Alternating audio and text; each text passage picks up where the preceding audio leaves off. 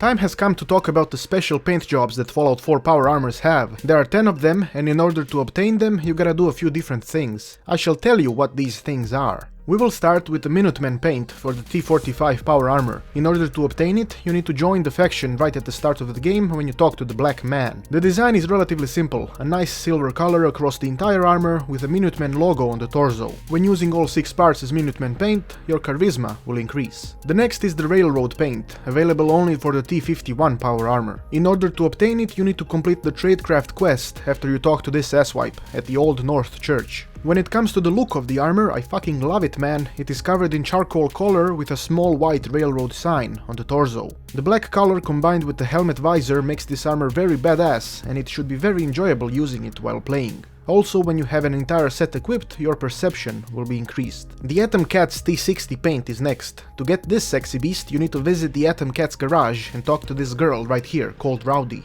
When you find the Atom Cat's paint job, you will notice that it costs 8,000 caps. Why this number, you will find out a bit later. After 14 hours of bartering and getting the necessary caps, you can buy it. Since I do not appreciate ass maggots who request such high amounts of money from me, I made her go away.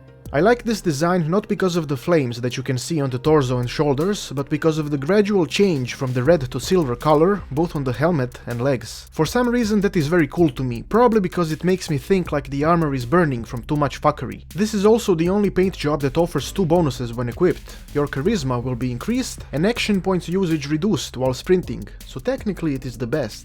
The T60 power armor has another 3 paint jobs exclusive to it, the Brotherhood of Steel paints. The first one is the Night paint, which has this combination of light silver and golden rust that makes it look kinda cool. It also has the Brotherhood logo on the torso. You can also notice the little red mark on the left arm. This mark indicates that the armor belongs to a knight. In order to get this armor, you need to complete the Brotherhood quest called Shadow of Steel. The Paladin armor is a bit different, it has less rust and more red.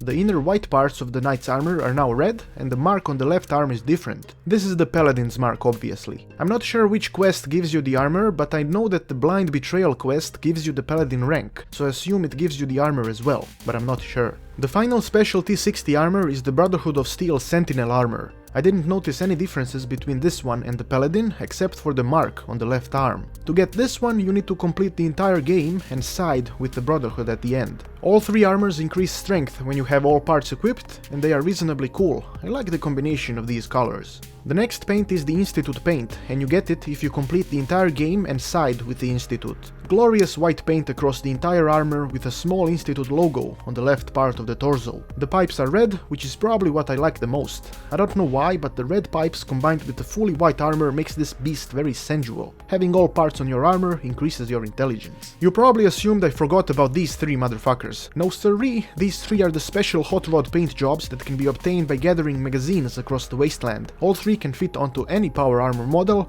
but I chose to use the XO1 because it is the strongest, so why not? To get the Flame Job paint, you need to visit the Robotics Disposal Ground, which is very close to Sanctuary. Once you're there, enter the little house and the magazine will be on the table. The design is very nice, a combination of dark and light red with little flames on the edge of the torso and shoulders. I really like how the dark red line on the helmet increases the badassery of this armor. You know what I'm gonna do? I'm gonna put this armor in front of the Bloody Diarrhea room as a monument to the first ever person who entered it. The colors of this armor fit it perfectly. The next one is the Hot Pink armor. Getting this one is a big pain in the ass. You gotta go to the West Roxbury station and right at this crossing, turn right and go inside the room. Keep in mind that when you come here for the first time, there's gonna be a lot of motherfuckers trying to kill you, so come prepared. Once you're inside the building, follow the arrows, but once you get to this wide room, do not listen to this bitch arrow, as it is trying to deceive you. Go right, and there you will find 3 buttons. Press 2, 3, 2, and 1. This will result with a combination that adds up to 8, and given that there are 3 buttons, that adds 3 zeros to the sum, which ends up being 8,000. Remember, 8,000, the price of the Atom Cat's armor? The gods are very sneaky sometimes with their numbers. This combination will open the doors, and once you're through, go right and follow the arrows until you get to this area. Then go left, where you will encounter a lot of traps. These are what I call the fat traps. A lot of bathroom scales which will automatically frighten fat people, so only non-fat people will even try to disarm them. Once they are disarmed, there will be more traps that will hit you in the face, so try to crouch or something. After going up, go left and then left again into this narrow corner. As soon as you pass the wider hall, stop and turn left again, and left again. Follow the path until the next intersection and then go left yet again. You will encounter quite a few ghouls in this area that will do their best to violently touch your butt, which isn't appreciated, so make sure to murder them as best as you can.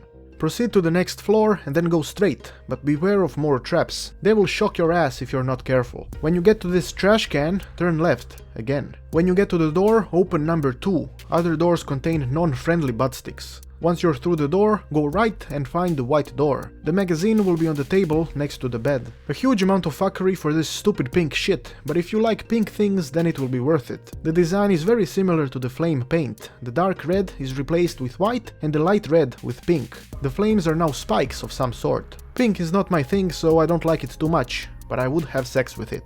The final one is the shark paint. This hilarious piece of shit can be obtained by visiting the Atom Cat's garage and going towards the trailer in the back. The magazine will be beside the bed. This armor combines green with red and has a mouth and eyes on the torso. It's shit. You would probably like to know my favorite out of all of these for some reason, so here it goes. The Institute paint is my favorite. I was debating between the Railroad and this one, but it is just too glorious to not be my favorite. I'm not saying that the black armor isn't glorious, it is, but not as glorious as the white one. Thanks for watching and make sure to let me know which one is your favorite paint job, and if all of them were the size of a banana, which one would you shove up your ass? I have been Petard, your glorious lord, and may the blessings of Petardia eternally touch your butt.